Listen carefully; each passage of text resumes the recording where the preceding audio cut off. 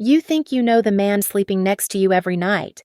You think the small gestures, the expensive gifts, the promises about the future are real. I used to think so too, until a waitress, with just a whispered warning and a meaningless line on a bill, tore open the velvet curtain, revealing a rotten truth that even I, a forensic accountant, couldn't imagine. My name is Alara Vance. For 15 years, my world was numbers. As a forensic accountant, I was the person they called when millions vanished, when the books were cooked, when powerful men tried to hide their sins behind layers of code and shell companies. I was good at it. Too good. Maybe. Now, at 38, I was retired. I was supporting Julian Thorne, my husband, 42, handsome in that effortless old money Philadelphia way, a managing director at Apex Holdings, the sharpest private equity firm in the city. Tonight, we were at Le Chandelier. It was the kind of restaurant that existed to make you feel small, with ceilings high enough to house a god and chandeliers that looked heavier than my car. The air was thick with the scent of white truffle and quiet, devastatingly expensive perfume. We were celebrating. Julian had just closed a massive acquisition, a career-defining deal, he'd called it. The bonus alone would be in the millions. To us, Alara, he said, raising his glass. His teeth were perfect. His charm was a tangible force, a weapon he wielded with casual precision. I smiled, the gesture feeling like a mask I'd forgotten how to wear. To us. I felt suffocated. It was a familiar feeling lately. Julian's phone, which he'd sworn to put away, buzzed on the heavy linen tablecloth. He didn't pick it up. He just glanced down, his thumb moving quickly to silence it, shielding the screen from my view with the cup of his hand. It was a practiced, dismissive gesture. "We need wine," he announced, signaling the sommelier. "A real celebration." He ignored my subtle, cautionary glance. The Cheval Blanc, the 1990. The sommelier, a man who looked like he'd been born in a tuxedo, gave a slight, appreciative bow. "An exquisite choice, Mr. Thorne." I did the math in my head. A $5,000 bottle of wine. It wasn't a celebration, it was a statement, a billboard. A young waitress approached to fill our water glasses. Her name tag read, Mia. She was young, maybe 22, and her hands were trembling, making the heavy glass pitcher clink nervously against my glass. Julian watched her, his brow tightening. She moved to his glass and fumbled, a small splash of ice water landing on the pristine white cloth near his cufflink. Julian let out a sigh. It was not a loud sound, but it was sharp, laced with a cold annoyance that cut through the restaurant's murmur.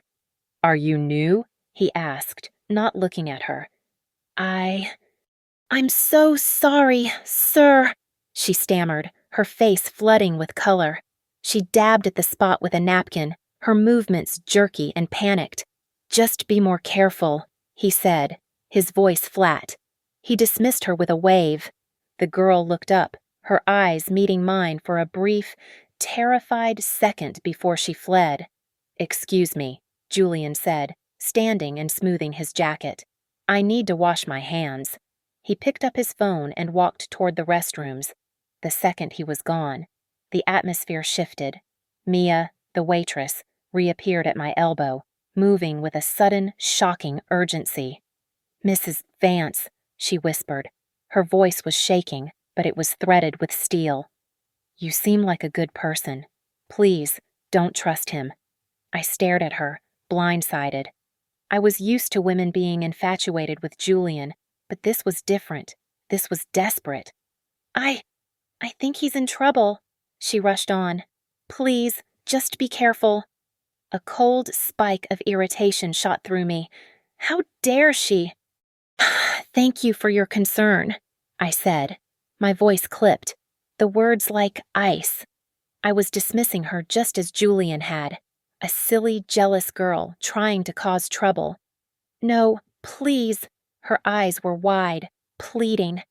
"I know how this looks, but when the bill comes, look at the reference code, the one for the wine. It's not a restaurant code. It's not ours.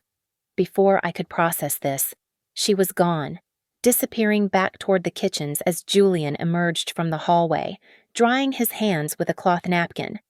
What did she want? He asked, sliding back into the booth. She was just apologizing again. I lied. The rest of the meal was a performance.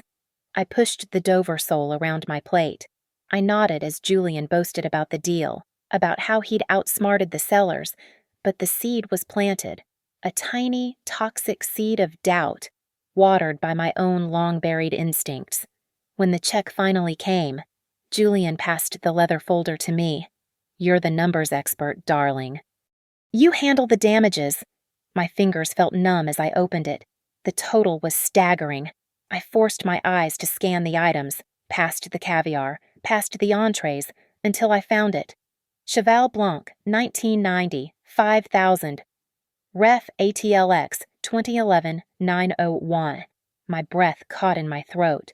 It wasn't a stock-keeping unit. It wasn't a batch number. It was a ghost. A format I recognized instantly. A format I hadn't seen in 5 years, not since I'd closed my last major case. It was the indexing format for a financial archive. The silence in the car back to our Rittenhouse Square mansion was heavy, almost pressurized. Julian was asleep within minutes of his head hitting the pillow, the soft, rhythmic sound of his breathing filling the cavernous bedroom. I watched him, this man I had given up everything for, the man I thought I knew better than myself. He looked peaceful, angelic in the moonlight filtering through the bay windows. But I was cold. An icy dread washed over me, a feeling that started in my stomach and spread to my fingertips. Sleep was impossible. I lay perfectly still for what felt like an hour, every tick of the antique clock in the hall amplifying the scream inside my head. ATLX, 2011-901. It was a key, and I had to find the lock. I slid out of the silk sheets. Just getting some water, I whispered to the empty room, a phantom excuse in case he woke. He didn't move. I bypassed the kitchen and went straight to my home office, a room I hadn't used for its real purpose in 5 years. It was still there, tucked away in my desk drawer, my old work laptop, a hardened, encrypted machine my former firm had let me keep. I hadn't booted it in 5 years. The startup screen felt like a ghost, a relic from a life I'd intentionally buried. The fan whirred to life. I still maintained the subscription to my old private cloud storage, a professional redundancy I could never bring myself to cancel. I logged in. The interface was stark, familiar. I typed the code into the global search.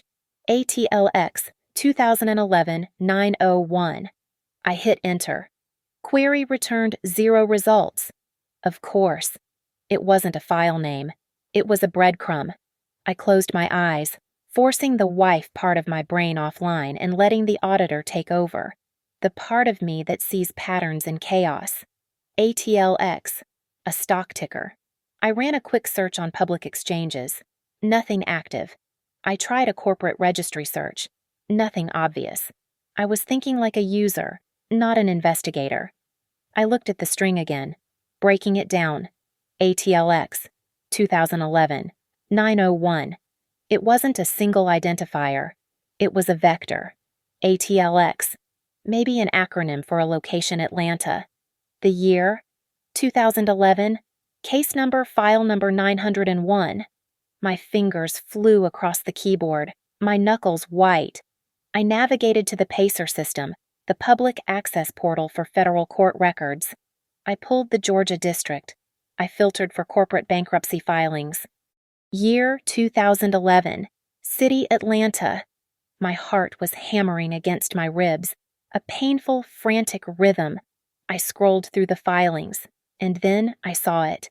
Case number 2011 BK 901, Atlantic Horizon Shipping Company. Ticker symbol ATLX. My blood ran cold. This wasn't random. The waitress, Mia. Why her? How did she know I opened a new browser tab? My mind racing. Mia. I needed a last name. A girl that young. She'd be on social media. I searched for Mia in the restaurant's location tag. I scrolled through dozens of profiles until I found a photo of her in her uniform, posing with other staff. Mia Donovan. I put the names into the search engine, Donovan and Atlantic Horizon. The results hit me like a physical blow. News articles from 2011. CFO of bankrupt Atlantic Horizon found dead.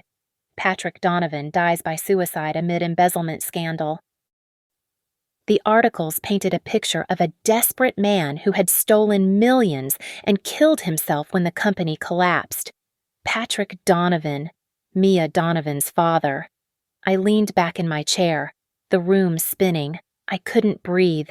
Julian. 2011.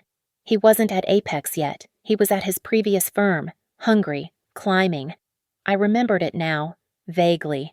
He'd bragged about a genius acquisition he'd sourced, buying a fleet of container ships from some bankrupt Atlanta shipping company for pennies on the dollar. It was the deal that got him noticed, the one that put him on the partnership track. Atlantic Horizon. He had been the one on the other side. He had been the rival who bought the assets. This was not a coincidence. This was not jealousy.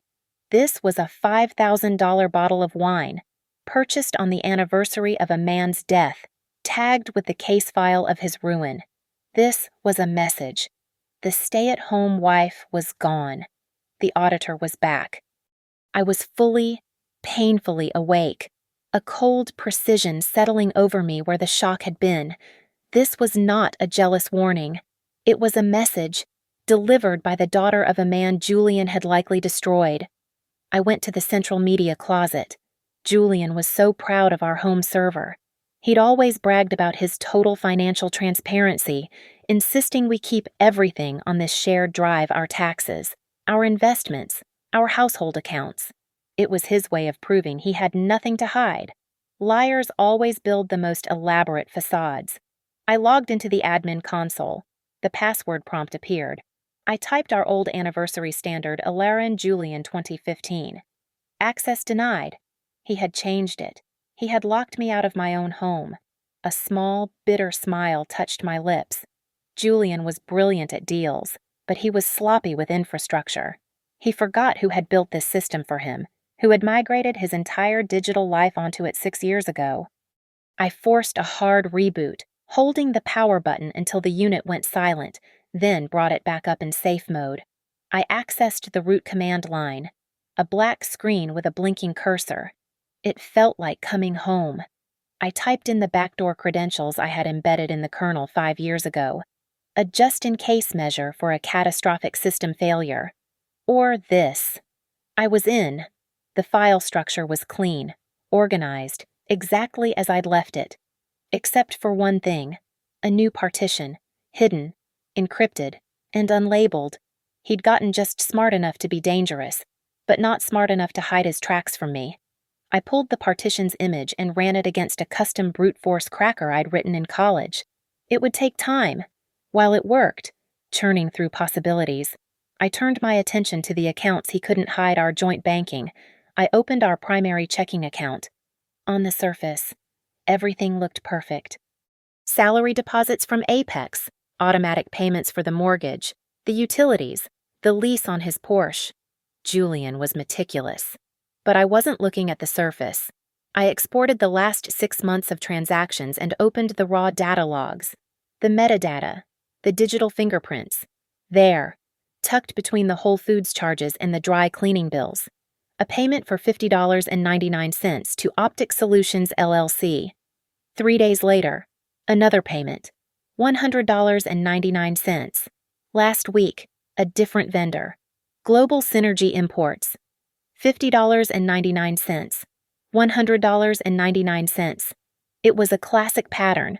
Microtransactions, small, insignificant amounts, always ending in 99 cents to mimic retail pricing.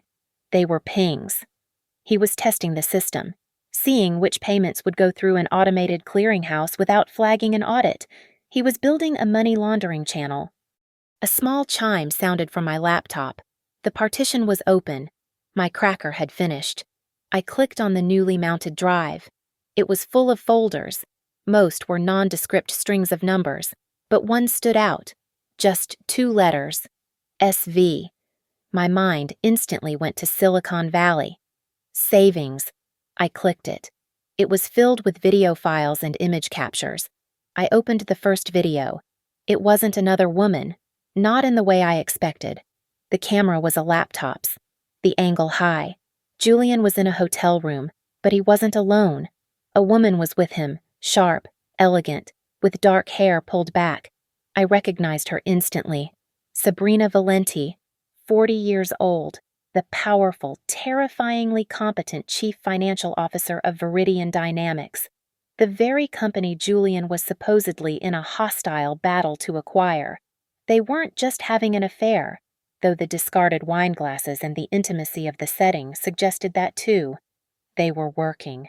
They were hunched over spreadsheets. I saw Julian point to a line item. "We move the asset depreciation here." His voice, thin and tinny through the laptop mic, said. Sabrina nodded, typing. "It creates the fourth quarter gap Apex needs to see. They'll think we're bleeding cash." I opened another file. It was a screenshot of a wire transfer. They were faking reports. They were working together.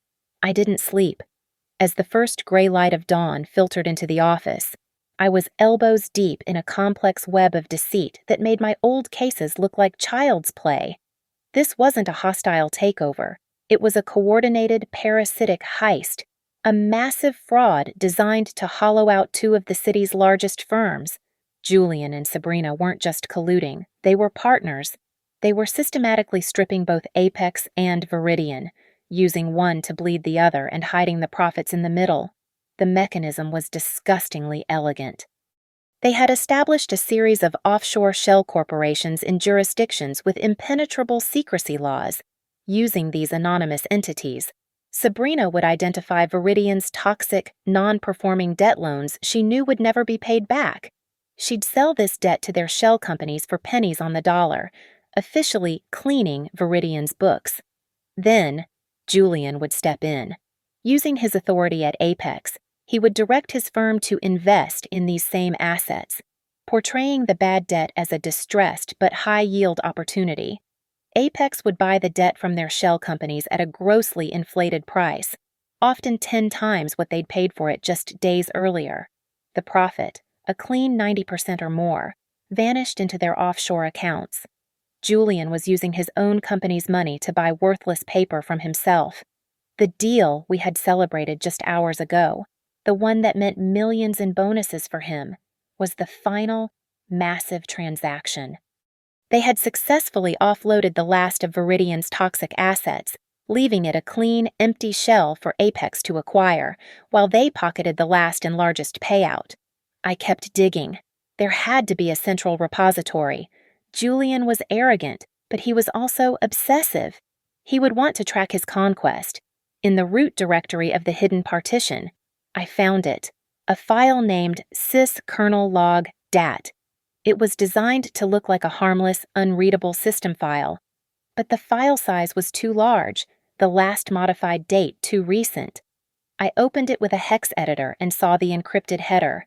It wasn't a log. It was a ledger.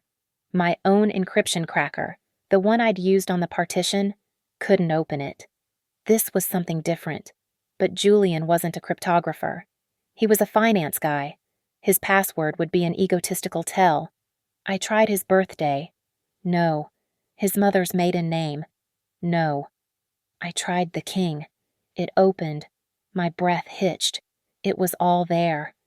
Every transaction, every shell company name, every bank in the Cayman Islands, Switzerland, and Panama. He had detailed every bribe, every falsified report, every single dollar they had siphoned. He was so arrogant, so proud of his own brilliance, that he had created a perfect, itemized confession of his crimes. My hands were shaking, not from fear, but from a cold, electric rage. I plugged in a new solid-state drive, one I kept in a fireproof safe, and began a forensically sound copy of the entire partition, the ledger, the videos, the metadata logs, everything. As the files copied, I scanned the ledger entries. A name appeared over and over. Transfer to Phoenix. Consolidate to Phoenix. The Phoenix Fund. It was the final destination, the account where all the spider webs met, the holding pen for their stolen future before they vanished completely. The copy finished. I was about to eject the drive when I saw another folder in the root of the partition. Personal. I clicked it. It contained scanned documents, our mortgage, our prenuptial agreement, and a life insurance policy. My life insurance policy. I opened the file. The policy was for a substantial amount, as expected for a couple with our assets. But I saw the addendum. Dated 3 weeks ago. He had doubled the payout. I checked the beneficiary. Julian Thorne. Sole beneficiary. The chill I'd felt earlier was no longer metaphorical. It was a biting, physical cold that settled deep in my bones. He wasn't just planning to leave me. He was planning for me to not be a problem. This wasn't just about money anymore. This was about my life. I couldn't go to the police. Not yet. The ledger was a confession. But it was on a server Julian controlled. He could wipe it remotely. The encrypted hard drive was my only copy, and a good lawyer would paint me as a vindictive, tech-savvy wife forging evidence. I had the what, but I needed the how and the when. I needed an insider at Apex Holdings. My thoughts went immediately to Marcus Reed. Marcus was a vice president, technically on the same level as Julian, but always just one step behind him. Julian had a nasty habit of front-running Marcus, stealing his ideas and presenting them as his own, taking credit for deals Marcus had sourced. I had seen the barely concealed resentment in Marcus's eyes at company dinners. He was meticulous, hard-working, and, most importantly, he despised Julian. But first, I needed to understand the catalyst. I needed to find Mia. I found the number for Le Chandelier and called, asking for her, claiming I'd left my scarf and she had been so kind as to retrieve it. I got her shift schedule. I waited a day, letting the adrenaline settle into a hard, cold resolve, then found her at a small, out-of-the-way coffee shop near her apartment. She looked terrified when she saw me, thinking I was there to have her fired. "I'm not here to hurt you, Mia," I said, sitting down. "I'm here because you were right." Her story came tumbling out, a torrent of grief and 5 years of suppressed rage. "My father didn't kill himself," she said, her hands wrapped so tightly around her coffee mug her knuckles were white. "He found the fraud at Atlantic Horizon. He found what Julian was doing. He was going to expose him." She explained that her father was murdered, his death staged as a suicide by the people he was about to report. The case was closed. Mia had been a teenager, but she'd never stopped digging. She'd spent the last 5 years of her life tracking Julian, learning his habits, his routines, waiting for a chance. "I got the job at Le Chandelier because I knew he ate there 3 times a week," she said. "Last night, I was in the alcove by the restrooms. He came in, on the phone. He was angry. He said, 'The ATLX deal was clean. I'm not worried about ghosts. All that matters is getting the Phoenix Fund clear by Friday.' When I saw you, I don't know. I couldn't let him do it to someone else. ATLX, Phoenix, the past and the present, linked by Julian's own arrogant words. She wasn't just an ally, she was the narrative. She was the star witness to his pattern of destruction. I reached into my bag and slid a small, button-sized digital recorder across the table. "Go back to work," I said, my voice low. "Don't do anything different. But if he comes in alone, or if you hear him on the phone again, I need you to get as close as you can. Now. For the insider." I called Marcus Reed's private line, using the number I had from the company's spouses directory. I pitched my voice with just the right amount of wifely concern. "Marcus, it's Alara Vance. I know this is highly unusual, but I'm worried about Julian." He was cautious. "Alara, what's wrong? Is he okay?" "I think he's in trouble," I said, leaning into the lie. "I've been looking over our personal finances, our retirement planning, and I've seen some irregularities, things tied to the Viridian deal that just don't add up. I'm worried it could affect our Apex pension.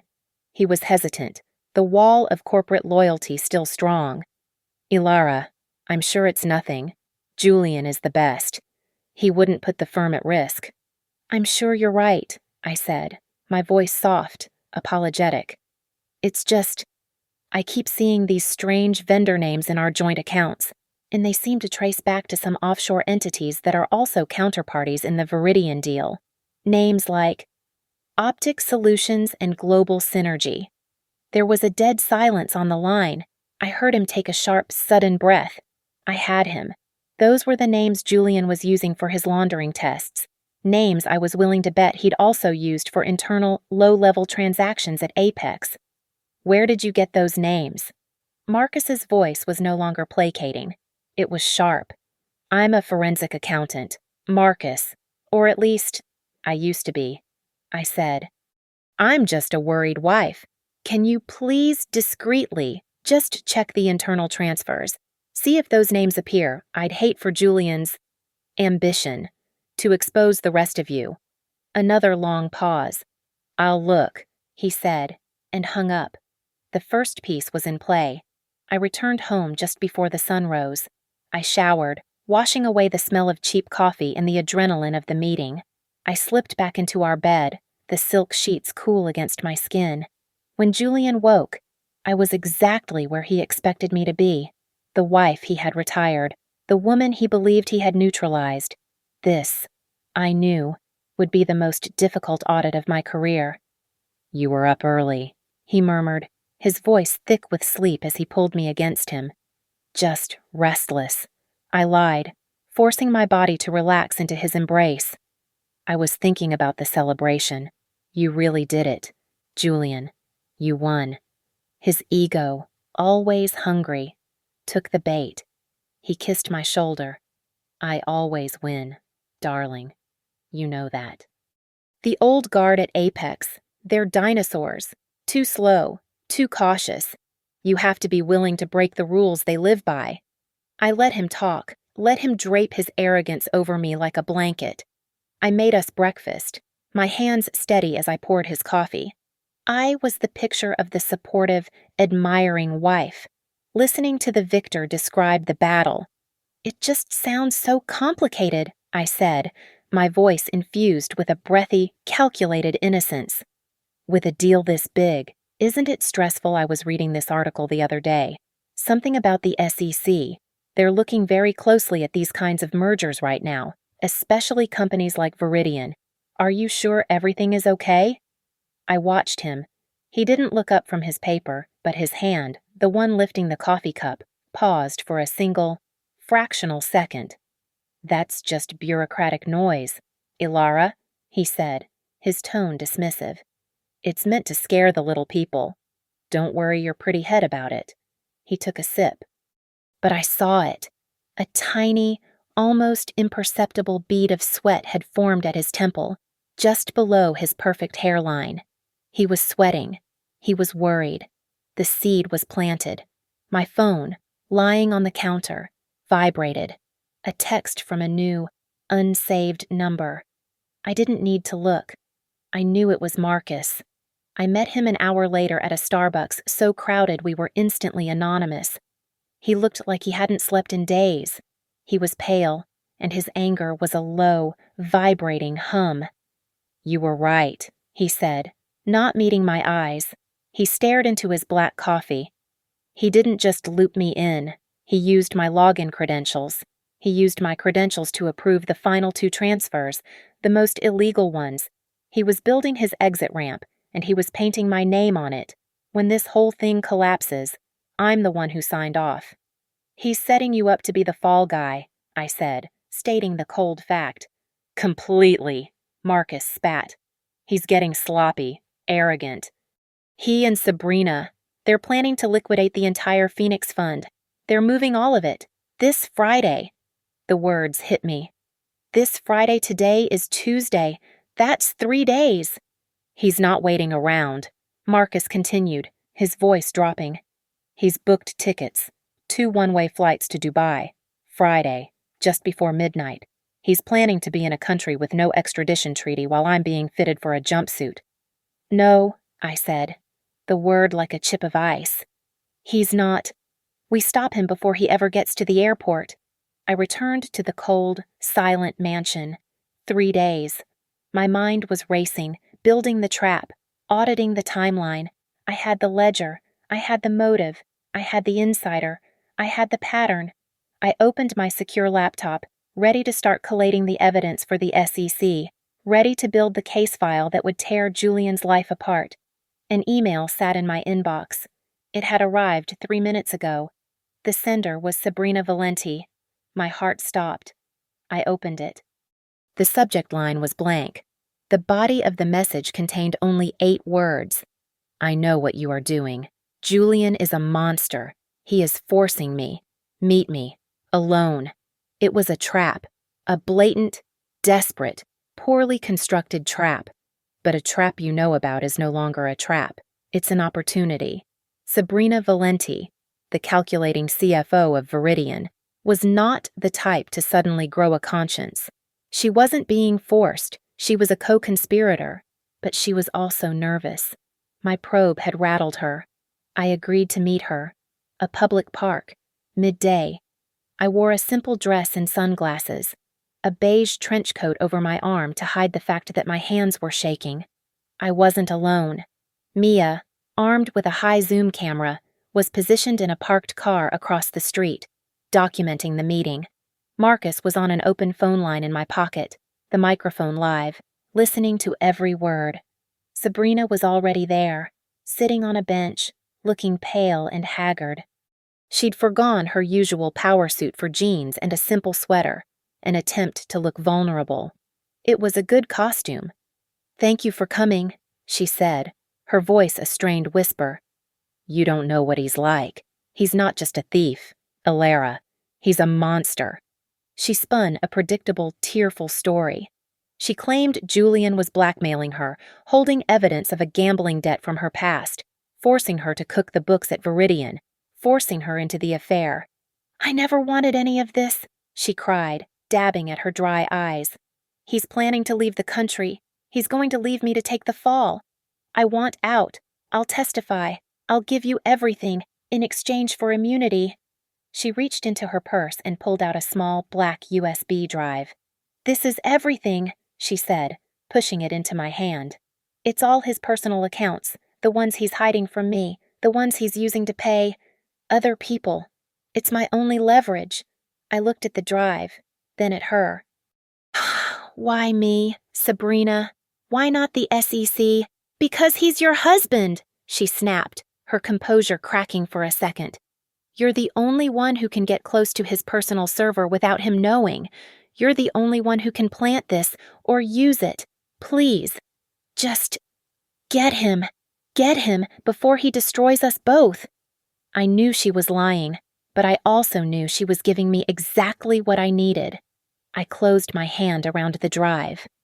"Thank you, Sabrina," I said, my voice full of sympathy. "You did the right thing." I left her on the bench and didn't look back. The moment I got home, I went straight to my office. I didn't plug the USB into my secure laptop. I plugged it into a sandbox, an isolated virtual machine on a disconnected computer, designed to contain and analyze malware. A digital quarantine. I ran the drive. As I'd suspected, it wasn't a collection of bank records. It was a poison pill. A sophisticated, custom-written wiper virus designed to seek out and destroy specific file types. DAT, CSV, XLAS, MOVE. It was targeted.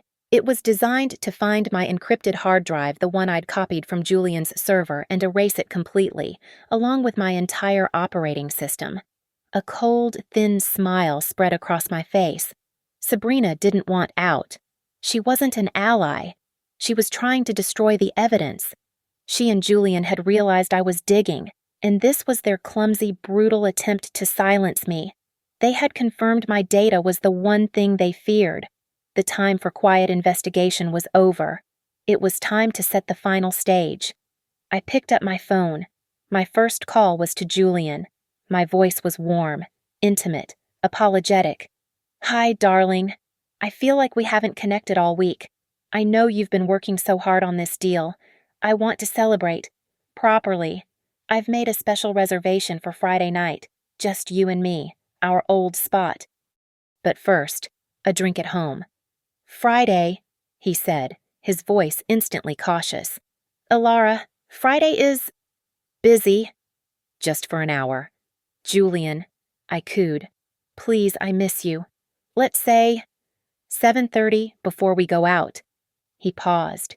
He was calculating, weighing his travel plans against the risk of making me suspicious. 7:30, he finally agreed. For an hour. My second call was to Marcus. The time for subtlety was gone. He's running. Friday night. You were right. It's time. I need you to leak to the Apex board. The entire board. Tell them there's an emergency. Off the books meeting at my house. 8 o'clock. Friday night. Tell them it's regarding a catastrophic internal breach linked to the Viridian deal and that you have proof. And Marcus, make the call to the SEC. Give them the address. Tell them 8 o'clock. My last call was to Mia. It's happening Friday night. I need you at the house. Not as a waitress, not as a spy. I need you there as a witness. For your father. I hung up. Today was Thursday. I had 24 hours. I began to work. I wasn't just an accountant anymore. I was a set designer. I spent the entire day turning our beautiful, sterile mansion into a courtroom. I installed pinhole cameras in the living room, the study, the hallway. I wired the sound system to act as a high-fidelity microphone, recording every word. I linked everything to my secure laptop, which was now hidden in the media closet. And then, I prepared my presentation, the one I'd been rehearsing my whole life for. Friday evening, 7:32 p.m. I heard his key in the lock.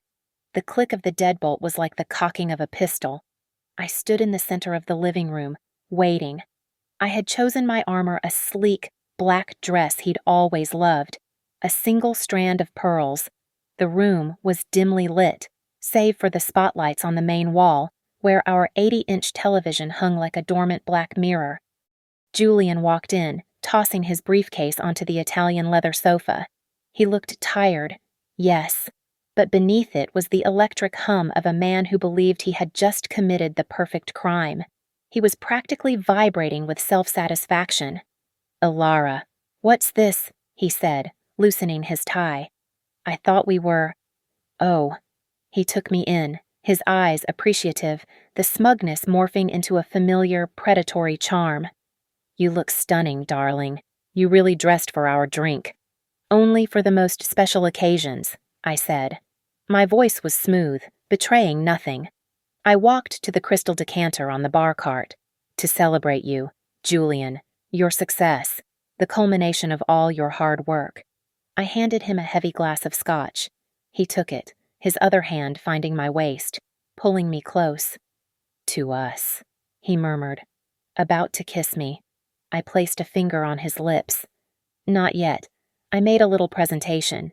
You know how I love my charts. I stepped away from him, picked up the remote, and turned on the television. He sipped his drink, a lazy smile on his face, expecting a slideshow of our vacations. The screen flickered to life. There were no family photos. It was a dense, complex organizational chart, a spiderweb of boxes, lines, and arrows, connecting shell corporations in Panama to bank accounts in the Cayman Islands, linking back to dummy vendors in Delaware. Julian's smile faltered. He squinted, stepping closer to the screen. I call it the downfall of Apex and Viridian, I said, my voice as sweet and cold as honey. It's a work in progress, but the main thesis is there. I used the remote to zoom in on the first cluster. This one. Global Synergy Imports. That was clever. Testing the payment system with small batch transactions. $50.99. Very retail. Very hard to spot. His glass stopped halfway to his lips. His face, so handsome and assured moments ago, began to freeze, the blood visibly draining from it. And then we moved to the Viridian debt swap, I continued, clicking to the next slide, which showed the flow of money. Buying their toxic assets for pennies through this shell company here, and then having Apex invest in that same shell company, buying that same debt for 10 times the price, a 90% margin. Beautiful, really, clean, simple. I walked along the screen, my finger tracing the lines of his betrayal. Every transaction, every falsified report, every single dollar you and Sabrina stole. Where? He said, his voice a low, dangerous growl. The charm was gone, evaporated. The civilized man I married was gone, replaced by the cornered animal beneath. Where did you get this? From here, I said. I held up the small, encrypted solid-state drive.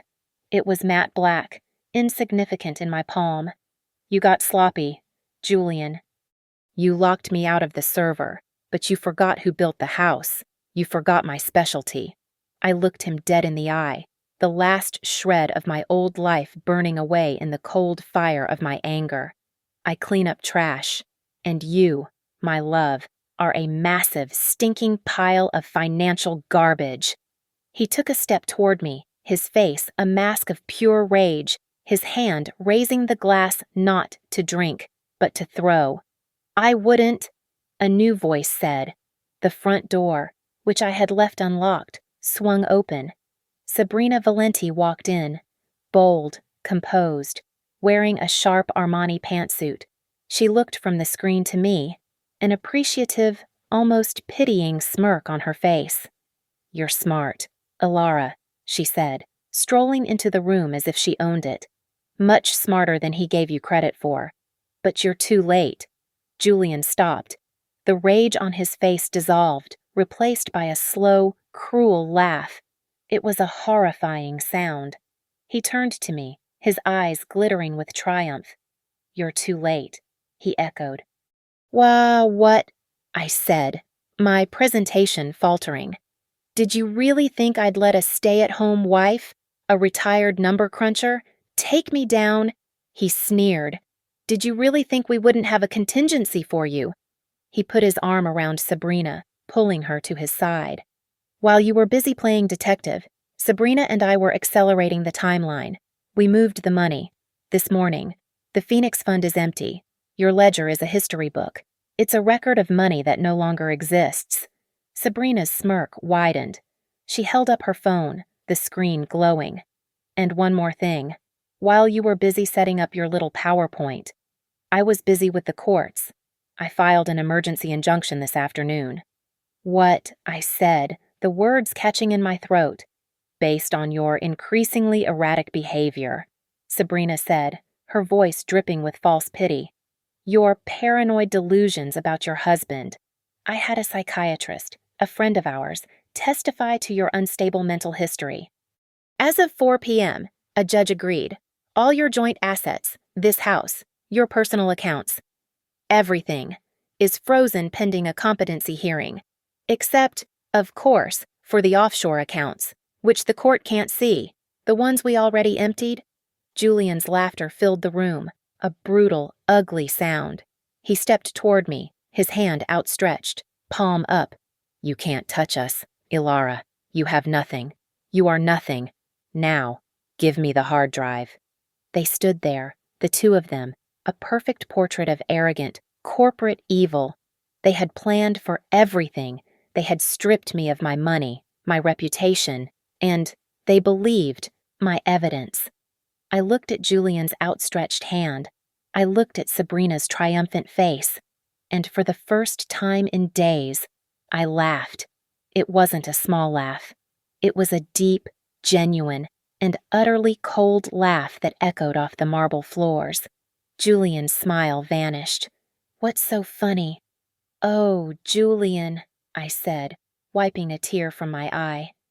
You always underestimate me. You really thought that was the trap.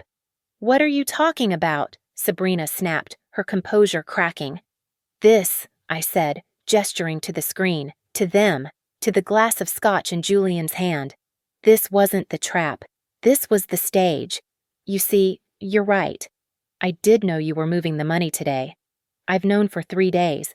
You're so painfully predictable. What does that matter? Julian growled.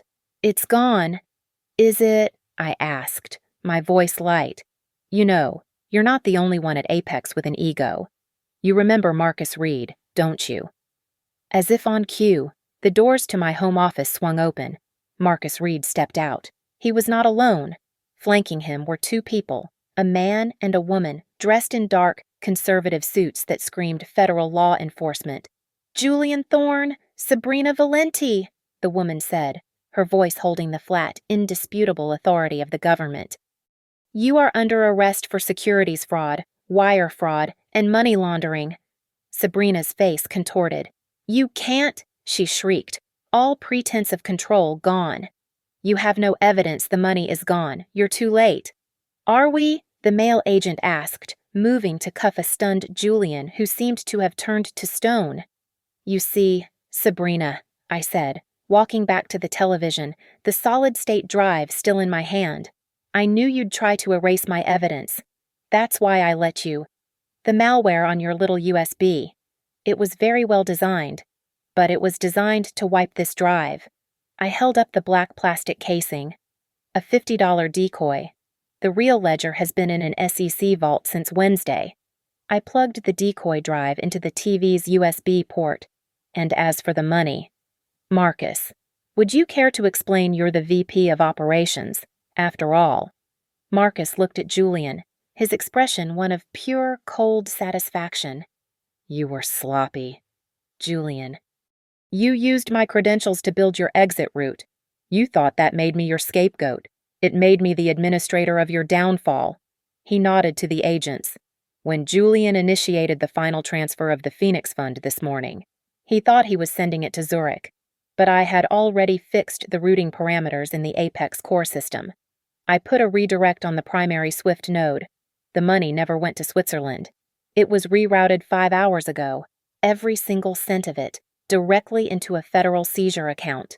Sabrina let out a sound, a high-pitched keen of disbelief, as the female agent took her by the arm. Julian just stared at me, his face a canvas of pure, unadulterated hatred. You, he stammered. Me, I said, taking a sip of my own untouched drink. The stay-at-home wife. Julian lunged. It was not a calculated move, but a desperate, primal heave, his hands clawing for my throat. The male agent, expecting it, moved faster, pivoting and slamming Julian face first against the wall. The sound of the impact was dull and final. You bitch! Julian screamed, his voice muffled by the plaster. You ruined everything! Everything! The agent wrenched his arms behind his back, the metallic click of the handcuffs echoing in the suddenly vast room. I stood perfectly still, watching the man I once loved reduced to a sputtering, captive animal. No, Julian, I said, my voice cutting through his hysterics. You didn't ruin everything. You just ruined your everything. You forgot the first and last rule of auditing: never, ever underestimate the person holding the ledger. Sabrina, pale and trembling, was being cuffed by the female agent. She looked at me, her eyes wide not with hate, but with a dawning, technical horror. The USB, she whispered, the realization hitting her. The wiper virus. You knew. Of course I knew, I replied, feeling nothing but pity for her. It was an amateur attempt. Sabrina, a sloppy, desperate Hail Mary. It was almost insulting. Your entire plan, both of yours, was riddled with holes. You were too arrogant to see them. You couldn't have. Julian was stammering, still fighting against the agent holding him. How did you even? Who told you? You did. A new voice said, from the shadows of the kitchen doorway, where she had been watching the entire performance. Mia Donovan stepped into the light. She was no longer wearing her waitress uniform. She was just a young woman, her eyes locked on Julian. Julian, mid-struggle, froze. He stared at her, confusion twisting his features. "Patrick Donovan," Mia said, her voice shaking but gaining strength with every word. "My father. Does that name mean anything to you?" I watched Julian's face. This was the true moment of his destruction. His eyes flickered, searching his memory banks, and then recognition. A profound, absolute terror bloomed in his eyes. He recognized the ghost. He realized, in that instant, who had started the avalanche. He realized the insignificant waitress he'd sneered at was the architect of his end, the one who had handed me the first thread. "The Atlanta Horizon case," I said, addressing the federal agents who were now watching this new development intently. 2011. It's not just fraud. He destroyed that company, stole its assets, and had her father murdered to cover it up. I held up the real hard drive, the one I'd taken from the safe. "It's all in here. The original sin. I'd add market manipulation and aiding and abetting homicide to his file." The lead agent nodded grimly, taking the drive from my hand as if it were a weapon. "We'll take that." The agents led them out. Julian was silent now, a hollowed-out shell. Sabrina was openly weeping. The front door clicked shut, and the silence they left behind was deafening. The three of us, me, Marcus, and Mia, stood in the wreckage of my living room, the bar cart still gleaming, the chart of their crimes still glowing on the television. Marcus let out a breath he looked like he'd been holding for a year. He looked at me, not just with relief, but with a new, profound respect. "Ilara, the board. They're on their way. They are going to owe you everything. They'll offer you anything you want. Julian's seat, a partnership, anything." I looked around the room. This house, this life. It was all built on a foundation of lies. It was a beautiful mausoleum, and I was done with it. I walked to the bar, my heels clicking on the floor. I picked up the bottle we'd opened at Le Chandelier, the Cheval Blanc, 1990, the $5,000 confession. I poured a glass. I didn't pour one for Marcus or Mia. This was for me. I took a long, slow sip. The wine was complex, rich, and tasted like victory. "I know what I want," I said, turning to face Marcus. "I want my old job back, but I'm not auditing for someone else. I'm taking over. I'm starting my own forensic division, and Apex is going to fund it." I looked at him. "And I'm going to need a new team, a team I can trust. Thank you for listening to my story. Comment below and let me know where you're listening from. I'd love to connect and share our thoughts. Please subscribe to Lily Revenge Stories, like this video, and support us by hitting the hype button so this story can be heard by more people.